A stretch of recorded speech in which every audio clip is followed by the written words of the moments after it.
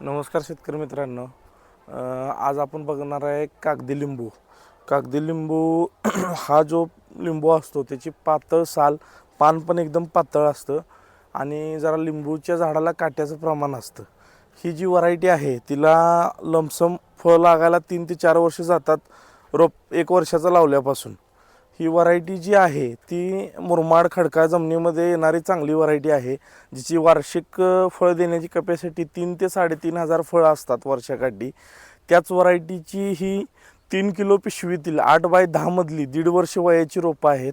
साधारण उंची 3 ते 4 फूट असून हे झाड लावल्यापासून लमसम 2.5 ते 3 वर्षात फळावर येणार आहे.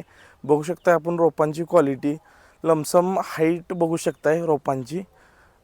कमरेपेक्षा जास्त म्हणजे साधारण 3.5 ते 4 फूट उंचीची रोपं आहेत. 1.5 वर्ष वय आहे रोपांचं आणि हे लावल्यापासून 3 वर्षात फळ देतील. कागदी लिंबू आणि त्यातली ही साई सरबती, फुले सरबती अशा 2 व्हरायटी ह्याच्यामध्ये आपल्याकडे उपलब्ध आहेत. बालाजी पण व्हरायटी आहे ह्यामधली.